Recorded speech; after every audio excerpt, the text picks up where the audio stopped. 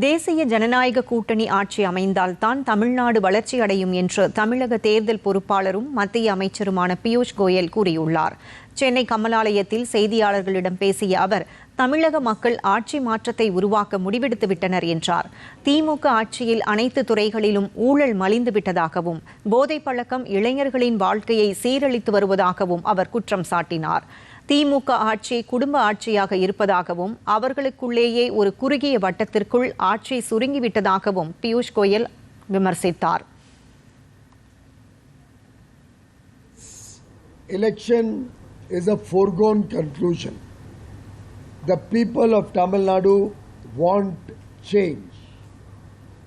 They have given their verdict. Enough is enough. They will not forgive the Stalin family, the Gandhi family, these dynastic family-run private limited companies who are responsible for the decline of this glorious state of Tamil Nadu.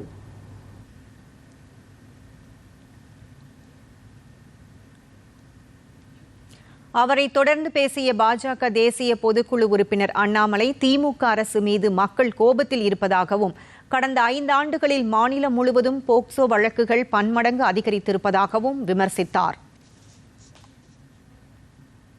2080 rape cases தமிழகத்தில் 5 ஆண்டுகளில் பதிவு செய்திருக்கின்றோம். 8008 படுகொலைகள் பதிவு செய்திருக்கின்றோம். POCSO சட்டங்கள் மட்டுமே 39,999 வழக்குகள் போக்சோல பதிவாயிருக்கு.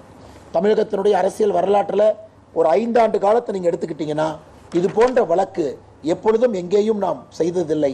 பத்திரிகை நண்பர்களே, அதையும் மக்கள் யோசித்து மாற்றத்திற்கான வாக்கு செலுத்தும் பொழுது, நமக்கு திராவிட முன்னேற்ற கழகம் தலைமையிலான கூட்டணி வேண்டாம், நமக்கு அனைத்திந்திய அண்ணா திராவிட முன்னேற்ற கழகம் தலைமையிலான தேசிய ஜனநாயக கூட்டணி வேண்டும் அப்படிங்கிற மாதிரி மக்கள் வாக்கு செலுத்துவார்கள் என்று முழுமையாக நாங்கள் எல்லாம் இந்த நேரத்தில் நம்புகின்றோம்.